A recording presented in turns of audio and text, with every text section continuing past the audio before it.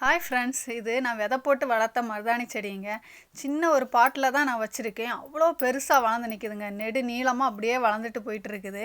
நான் கட் பண்ணி ஒன்றும் விடலை, அப்படியே தான் அந்த பாட்டில் வச்சுருக்கேன். விதை போட்டு நான் வளர்த்துனது. விதை போட்டதுக்கப்புறம் அதை ஒரு சின்ன பாட்டில் நான் ரீபாட் பண்ணி வச்சது தான். அதுக்கப்புறம் நான் எதுவுமே பண்ணலை. பாட்டு இவ்வளோ சின்னதாக இருக்குது, அது எவ்வளோ பெருசாக வளர்ந்து போயிருக்குன்னு பாருங்களேன். அதோட மூடோட பெருசாக பாருங்கள். அது வளர்ந்து அதோட வேரெல்லாம் அந்த பாட்டுக்கு வெளியில் வந்து நிற்கிது. அவ்வளோ பெருசாக இருக்குது. இதை ஏன் நான் உங்கள்கிட்ட காமிக்கிறேன்னா, ஒருத்தங்க என்கிட்ட மருதாணி செடி கேட்டிருக்காங்க, அவங்களுக்கு கொடுக்குறதுக்கு வேண்டி நான் போயிட்டுருக்கேன். அதுக்கு முன்னாடி உங்ககிட்ட ஒரு வாட்டி காமிச்சிக்கிட்டு கொண்டு கொடுக்கலான்னு சொல்லிட்டு தான். மருதாணி கேட்டாங்க. அப்புறமா கருப்பு துளசி இருந்துச்சுன்னா அதையும் கொடுமான்னு சொன்னாங்க. சரி, அதை ரெண்டையும் தான் எடுத்துக்கிட்டு போயிட்டுருக்கேன் அவங்க வீட்டில் கொண்டு கொடுக்கறதுக்கு வேண்டி.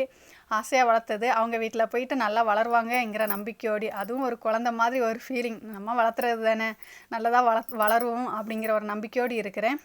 கொண்டு கொடுத்துட்டு வந்துட்டேங்க. இந்த வீடியோ பிடிச்சா லைக் பண்ணுங்கள், சப்ஸ்கிரைப் பண்ணுங்கள். தேங்க்யூ.